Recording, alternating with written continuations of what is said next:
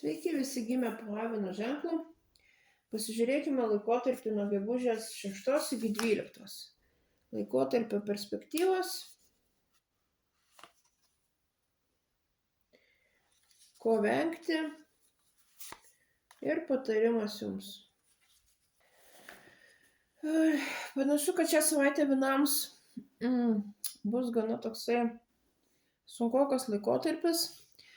Daugiausiai turėsit atkreipti dėmesį į savo emocinę būklę, dirbti su ją,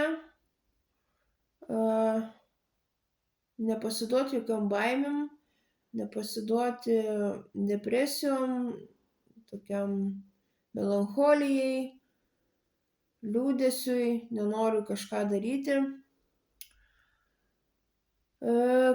Ko vengti?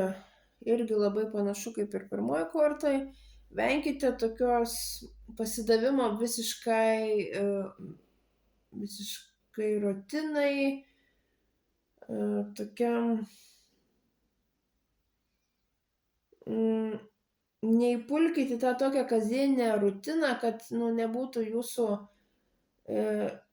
visas laikas toks kaip konvejeris, nes tiesiog tai nepridės jums kažkokio tai džiaugsmo ar pasitenkinimo.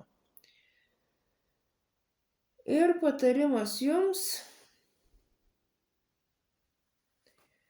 Šiuo laikotarpiu atsiduokit likimui, žiūrėkit, kur situacijos jūs veda. Jeigu pas jūs gyvenime, ypač šio laikotarpiu, matysit, kad vis pasikartoja kažkokie tai veiksmai, gali būti, kad tai yra jūsų pamokos, atkreipkite tai dėmesį, išanalizuokit situaciją